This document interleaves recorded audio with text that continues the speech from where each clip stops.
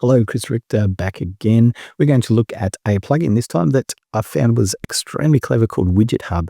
Now, a friend of mine, Greg Bird, actually recommended that I have a look at this one, and for good reason too. It's really, really clever, does some amazing stuff, but I'll put a link down the bottom to Greg Bird's LinkedIn if you want to check out what else Greg does, because he's done some fantastic stuff, especially with Moodle. So please check that out. But let's have a look at Widget Hub. At the end of the video, I'll show you what the most brilliant part about Widget Hub actually is. So let's jump in. I'm just in Moodle 5.0, and we're going to open up a page. So I've just created a page called Widget Hub with nothing in it at the moment. But if we go into settings, I'll turn edit mode on. We're going to settings, and I just want to show you in here, when we view all the extra buttons and everything that are there, I'm just going to make this go to full screen. If you're not sure about how to do that, go to full screen there. It just gives you that panel as a full area, which is much easier to edit in, which is really good. But you can see here, Widget Hub is this component just here. What it does is it lets you add Bootstrap components into your content, edit the Bootstrap components dynamically while you're in there. Really, really clever. So let's jump in and have a quick look. If I go into Widget Hub and choose something like maybe collapsible, and you can see it's asking for how many collapsibles you'd like.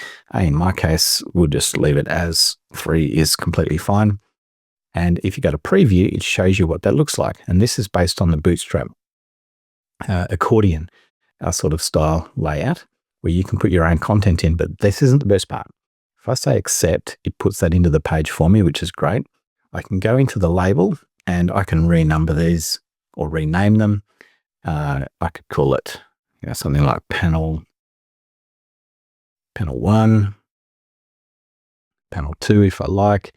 Just go in and change any of this so it's all good. Panel 2, because I want to rename them instead. Just go in and edit that. Oop. Panel 3, and you can see as you click on each one, it opens up the panel. So we can put whatever content we like in there, so we can just copy and paste. Lots of content in it, doesn't matter, into each panel, so they're all editable. All the content, you can add images inside there as well, or videos, whatever it is you like. We can add an image from our repository, even just from existing ones. This one here will do. I'll just mark that as viewable, so you can see that that's got some content in there. Jump down the third panel, you can embed videos, you can do any of that sort of stuff. Can all go in there, including all your formatting, so bullets and all that sort of stuff. So that all works. What's really clever though is if you go to panel, say panel number 1, there is a right-click optional menu with the panel that gives you things like properties. It lets you insert a new one. If I go insert, it will duplicate panel 1 and put that in there as a copy, so that I can then go and edit that panel and change that to whatever I like. And to add to it, if I click on there again, I can move it down. I can move that panel down again, and I can rename it to panel number 4. And this is all inside the editor, which is really, really cool. You don't have to go into the HTML, into the code like I always used to have to do to add these panels in. It just dynamically does it, which makes your life so much easier. So you do have properties as well. Independent collapsibles, this is checked. Several cards can be expanded simultaneously. So there, depending on which component you're using, you can do that with it. Now let's just jump to another one as well. So let's just have a quick look. If we go down to something like a tabs menu, which is sort of similar to the accordion, and you can choose the effect with a fade. Here's the preview. You can see it fade between the tabs. If I select accept, I can then go in and right click. And here I can insert a new tab. So that'll give me 3 tabs now, which is awesome. I can also right click and I can move them around to where I want them. So make that tab 3 instead. Any of that sort of stuff, you can remove a tab as well. If you decide you don't want that tab, just click on remove, just right click, and there it is. So that's the sort of thing that you can do with this. Now, what's really cool is not just that you can do, you can add in all those Bootstrap components and, add all your layout and that type of thing. And I'm just actually going to show you an image one as well. So if we go to text on image, just here, and it's asking about the image URL. In this case, I'll just accept and put that in. If I right click, I can go to properties and I can go and replace that background image without having to go into the code and replace that background image. I can just replace it from here. So that way, that image can be whatever it is we decide we want it to be. Again, without going into the HTML and modifying the HTML, which is what we used to have to do all the time when we were fixing up tabs or adding tabs and all that sort of thing. So this is a brilliant little plugin, absolutely fantastic. So, well done to the person that created the plugin. But that's not the most important and the coolest thing about it. If I just save this one here, we'll just switch that back down and save and display so you can see what it looks like in the real world. Here we go. There's our options there. You can see the panels now run through, and there's our tabs, and there is our graphic with some lighting above it.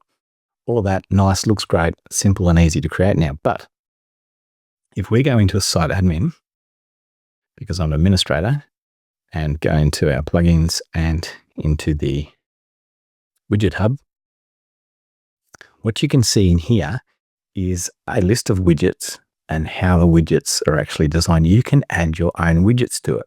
So for example, if I go create a new widget in here, it's giving me a name for the widget and all the template. I can create my own templates and my own widgets with my own fields. So I'm just going to show you what this one actually looks like. This one is write your template, hello world.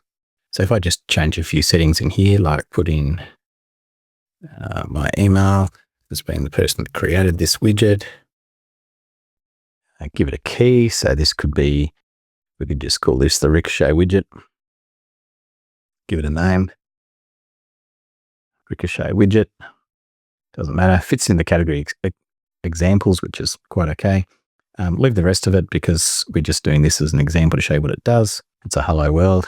We can just say hello from Ricochet and preview that. Hello from Ricochet. We'll just save that one there.